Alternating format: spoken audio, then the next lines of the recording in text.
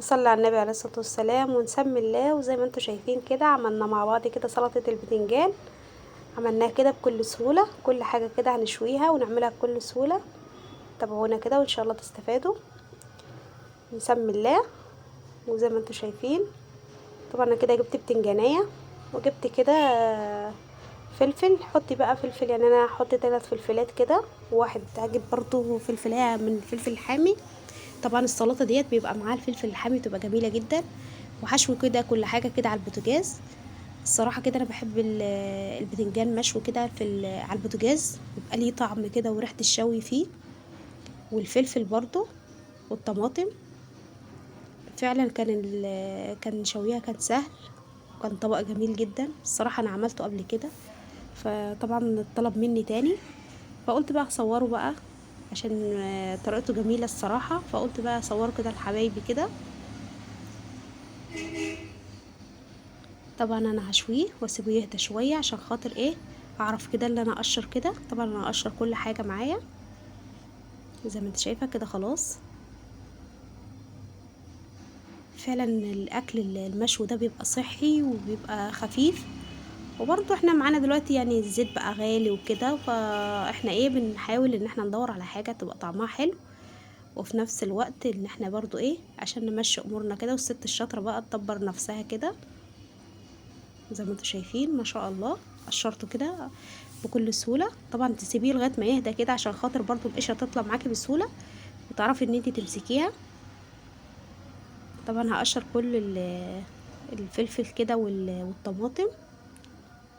هخرطهم الاول مكعبات كده، يعني مش شرط هي الطماطم يعني مستويه وكده، بس ايه بس برضه هيبقى فيها مكعبات. والفلفل برضه هخرطه كده مكعبات.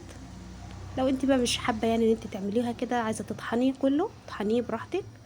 بس انا حبيت اللي انا اعمله كده ايه زي السلطه كده، كل حاجه مخرطه مكعبات. فعلا كانت جميله جدا.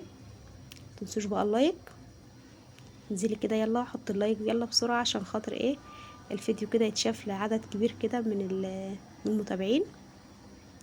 طبعا انا معايا كده نص معلقه صغيره من التوم، يعني فص كبير من التوم او فصين صغيرين. ومعايا كده شويه من البقدونس. وبرضو معايا نص معلقه من الملح ونص معلقه من الكمون. ظبطي الكمون والملح زي ما انت عايزه، يعني الملح بتاعك ده بيبقى حسب بقى ايه ما معاكي الكميه قد ايه. طبعا هحط معلقتين كبار من الزيت، وهحط برضو عصره ليمونه كبيره.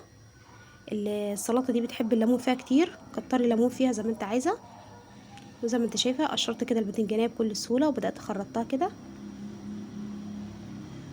طبعا زي ما قلتلك انا لو انت حابه اللي انت تطحني كله براحتك خالص.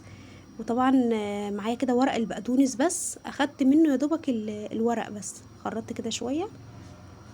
وطبعا هحط كده ايه هعمل طبق كده من غير طحينه وطبق بالطحينه. فعلا كان ده جميل وكان ده جميل، فعلا الاتنين اجمل من بعض، بس الصراحه اللي عليه طحينه كان جميل جدا الصراحه. بس انا برضو قلت اوريكي يعني الفكره على اساس لو انتي حابه ان انتي تعمليه من غير طحينه براحتك برضو. يعني كده عملته كده بكل سهوله ما شاء الله، ما اخدش معايا وقت. زي ما انت شايفه الجمال. طبعا ما تنسونيش بقى باللايك والاشتراك الجميل بتاعكم والكومنت بقى اللي بيفرحني. ربنا يا رب يجازيكم خير كده يا رب. زي ما انت شايفه كده ما شاء الله. خلاص كده انا خلصت، يا رب يكون عجبكم، والسلام عليكم ورحمه الله.